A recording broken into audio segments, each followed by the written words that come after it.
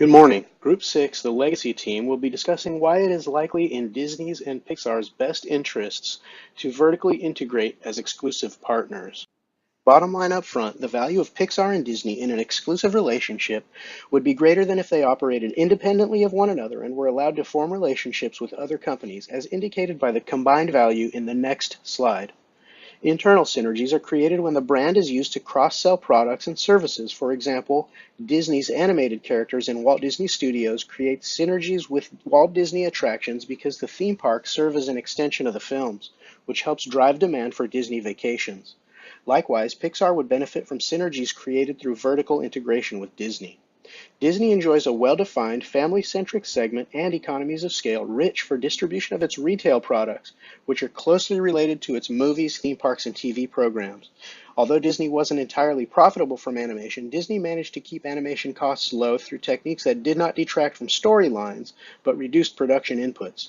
Unique to Pixar is its ability to quickly and cost-effectively produce a stream of continuing box office hits. Pixar's proprietary technology make the company an ideal suitor for Disney since it could help Disney capture more of the animation segment without significant restructuring.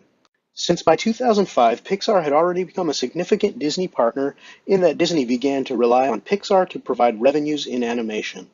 Because of this, acquisition was already a consideration. Disney was not entirely profitable solely from motion pictures, but dependent on its many other lines, which was how Disney did business. However, Disney needed to gain market share in animation. Quote, "The video revenues from our films is large, while from consumer products it is huge." Unquote. By 2002, however, Disney needed to make its motion picture business more profitable, but could only do so by cutting costs. Disney cut costs by reducing its animator to drawings ratio, the number of characters seen per frame, and the amount of background motion. During that time, Pixar contributed $3.5 billion to Disney's studio revenue and $1.2 billion to Disney's operating income, which equated to about 60% of Disney's overall studio revenue. The financial aspect of the partnership was further evidence that Disney should exclusively acquire Pixar. Since Disney had grown to rely so heavily on Pixar for contributions in the animation segment, Pixar became a holdup risk for Disney, while in other ways, Disney presented holdup risk for Pixar.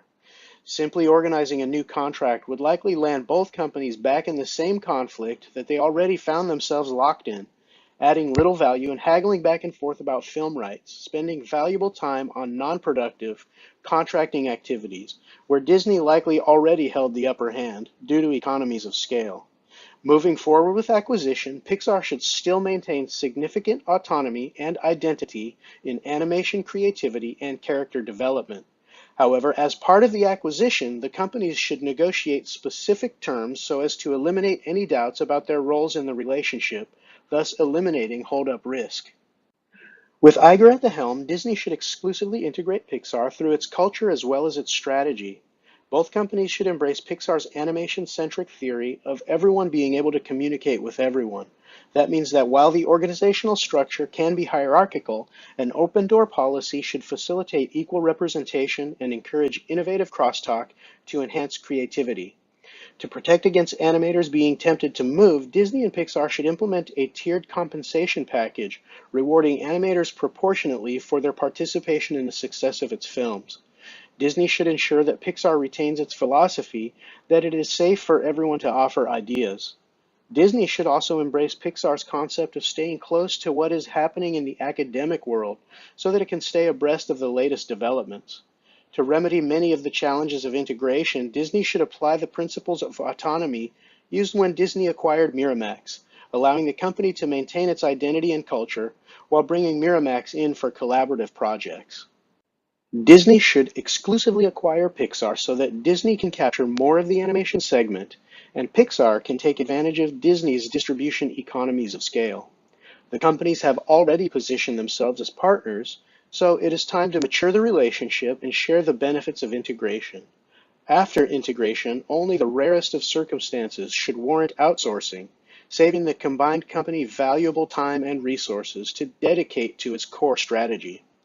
Both companies should benefit from added economies of scale, greater synergies, and cultural and strategic complementarity.